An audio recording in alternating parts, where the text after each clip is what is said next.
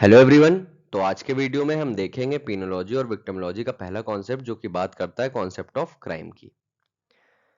तो सबको पता होगा कि क्राइम का क्या मतलब होता है और ये एकदम इम्पॉसिबल सी सिचुएशन है कि कोई भी सोसाइटी बिना क्राइम के हो। कोई भी सोसाइटी बिना क्राइम और क्रिमिनल के नहीं हो सकती है। और एक आइडियल सोसाइटी वही होती है जहां पर हम एक दूसरे के राइट्स और इंटरेस्ट को प्रोटेक्ट करते हैं। हर इंसान जो है वो एक दूसरे के राइट और इंटरेस्ट को प्रोटेक्ट करता है, तभी वो एक आइडियल सोसाइटी होती है। तो ज्यादातर लोगों का जीने का तरीका क्या होता है? जो सीधे लोग होते हैं या नहीं भी होते, तो एक सोसाइटी का प्रिंसिपल क्या होता है? To live and let live, मतलब कि जियो और जीने दो। बट कुछ ना कुछ लोग होंगे जो इस नॉर्मल सेइंग से डेविएट हो जाएंगे। नॉर्मल जो सोसाइटी के नॉर्म्स है उनसे डेविएट हो जाएंगे और किसी ना किसी के राइट का ब्रीच कर देंगे। अब जब ये ब्रीच कर देते हैं तो यहां पर आता है स्टेट का रोल। स्टेट का क्या रोल होता है? स्टेट का पर्पस ही होता है कि लॉ अबाइडिंग सिटीजन को प्रोटेक्ट करे और लॉ ब्रेकर को पनिश करे। एमाइल डर्कहाइम ने बोला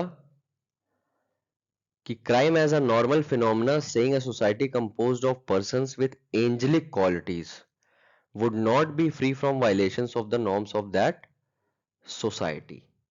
इसका क्या मतलब हुआ? इसका मतलब हुआ कि अगर एक ऐसी सोसाइटी भी है जिसमें जो लोग हैं उनकी एंजेलिक क्वालिटी मतलब नेक्स्ट लेवल क्वालिटीज है, नेक्स्ट लेवल सीधे हैं, जितनी भी मॉरल साइंस है सब इनको आती है, सभी अपनी लाइफ में अप्लाई करते हैं, कुछ बुरा जानते नहीं, कुछ बुरा सुनते नहीं, कुछ बुरा करते नहीं, तब भी वहां पर कुछ ना कुछ होगा जो कि गलत हो जाएगा और लोग गलत कर देंगे। और इस स्टेटमेंट को क्या करेंगे? इनका जो स्टेटमेंट है इसे सही प्रूव कर देंगे। ठीक है। तो जो अर्ली इंग्लिश सोसाइटी थी 12th और 13th सेंचुरी के आसपास की, वहां पे क्राइम का कॉन्सेप्ट क्या था कि सिर्फ वही क्राइम है जो स्टेट और रिलीजन के अगेंस्ट है। अगर स्टेट और रिलीजन के अगेंस्ट नहीं है तो वो क्राइम नहीं होगा। ठीक है। तो इसके एग्जाम्पल अगर आपको समझ में आए कि क्या है तो प्लीज कमेंट करके बताइएगा कि क्या क्राइम होगा, क्या क्राइम नहीं होगा। ठीक है। और एक क्वालिटी क्या थी यहाँ पे? एक और क्वालिटी ये थी कि यहाँ पर टॉर्ट और क्राइम में कोई डिफरेंस नहीं था। कोई भी डिफरेंस नहीं था, सेम चीजें थी। मतलब अगर किसी ने किसी के साथ गलत किया है, क्रिमिनल रॉन्ग किया है, और अगर उससे उसने कंपनसेट कर दिया है तो उसके जो सिन है वो क्या होंगे? वॉश अवे हो जाएंगे। मतलब उनकी गलतियां जो थी, जो क्राइम था उन्होंने जो किया था, वो सब माफ हो जाएगा। तो यही जो कंपनसेशन हम देते थे जिसके साथ गलत हुआ, सपोज करिए कि एक इंसान है, ये इंसान है हमारा, और इसने क्या करा? ये दूसरे इंसान का हाथ तोड़ दिया। ठीक है। ये जो है इसको तोड़ दिया। अब ये क्या करेगा? इसे कॉम्पनसेट कर देगा। कॉम्पनसेट किया, और यही जो कॉम्पनसेट करता था, इसी को जो टर्म दिया जाता था वो दिया जाता था बॉट। ठीक, इसी को हम कहते थे बॉट। और जब ये इंसान इसको कंपनसेट कर देता था तब फिर इसकी कोई लायबिलिटी नहीं होती थी। इसके सारे सिन क्या होते थे? माफ हो जाते थे, सारी गलतियां माफ हो जाती थी। ठीक है। चलिए आगे देखते हैं।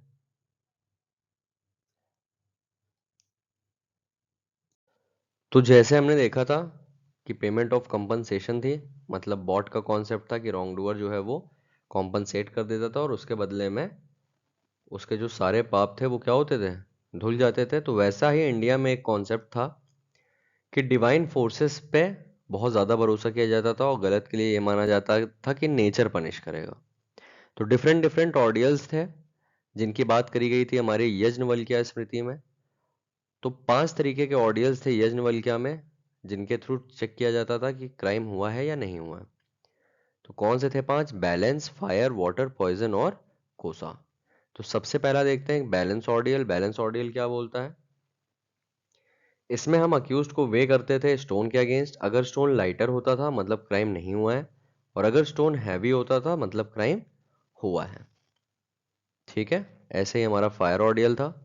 फायर ऑर्डियल की 4 कंडीशन थी।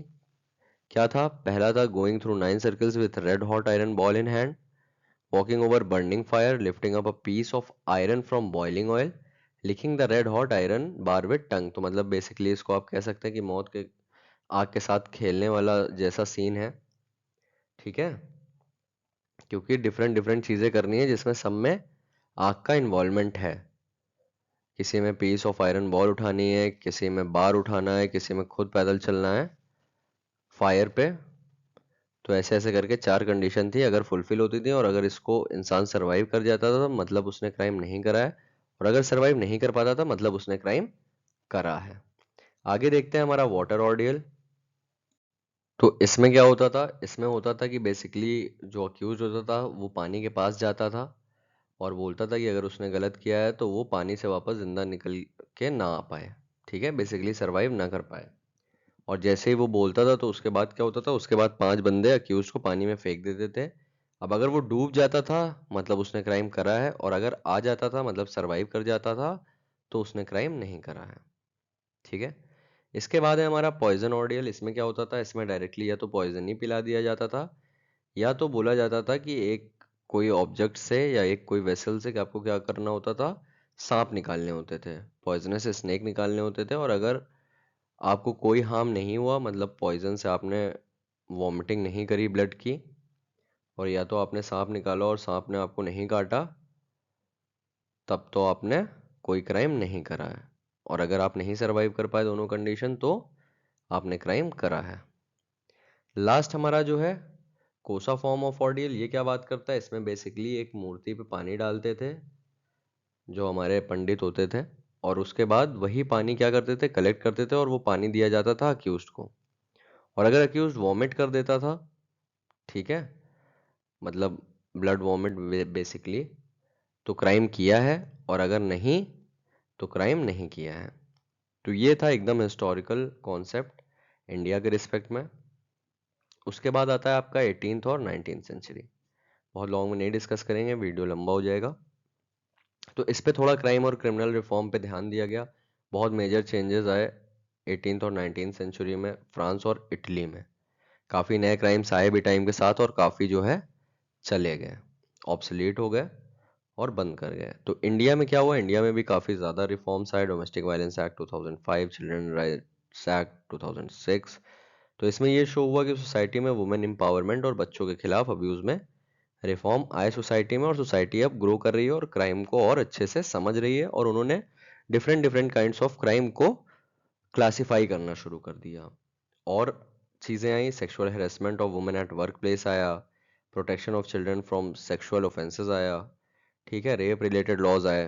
तो इससे क्या हुआ, इससे सबको दिखने लगा कि प्रॉपर रिफॉर्म आ रहे हैं फॉर अपलिफ्टिंग सोसाइटी, ठीक है। तो बेसिकली आप इसमें ऐसे लिख सकते हो कि सोसाइटी ग्रो होने लगी और क्राइम को पहचानने लगी, और बहुत से रिफॉर्म लेने गए उन क्राइम्स को रोकने के लिए।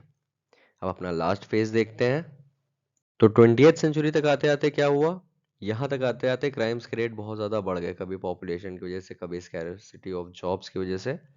तो बहुत ज़्यादा राइज देखने को मिला यहाँ पर क्राइम पे, और क्राइम भी बढ़ गए और क्राइम करने के तरीके भी बढ़ गए, ठीक है।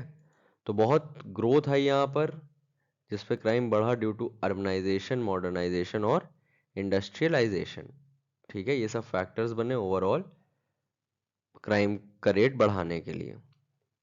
तो यहाँ पर क्या हुआ कि लोग ग्रीडी होते गए वेल्थ के लिए, कि ज़्यादा वेल्थ चाहिए, तो अब सीधे रास्ते तो इतनी जल्दी वेल्थ आती नहीं है। तो उन्होंने क्या करा, गलत मेजर्स अडॉप्ट करना शुरू कर दिया। अब क्योंकि 20th सेंचुरी में आ गए थे तो यहाँ पर कंप्यूटर्स का भी रोल बहुत इंपॉर्टेंट हो गया था, साइबर क्राइम आ गया। साइबर क्राइम को बहुत बूस्ट मिला, कंप्यूटर रिलेटेड अनलॉफुल एक्टिविटीज़ होने लगी, ठीक है, स्टॉकिंग वगैरह, data diddling, harassment, pornography et cetera et cetera. तो अब क्या हुआ, अब नए अप्रोच की ज़रूरत थी कि इन सब क्राइम्स को रोका जाए। भाई अब कंप्यूटर नेटवर्क से अगर कोई क्राइम हो रहा है तो ना जो क्राइम कर रहा है वो फिजिकली वहाँ पर प्रेजेंट है, ना आप उसे पकड़ सकते हैं, ठीक है।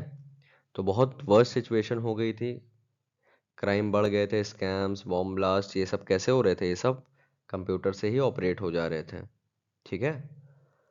तो 20th सेंचुरी को आप ऐसे सम अप कर सकते हैं अपने आंसर में कि क्राइम रेट्स बहुत ज़्यादा बढ़ गए थे और साइबर क्राइम को बूस्ट मिला, ठीक है।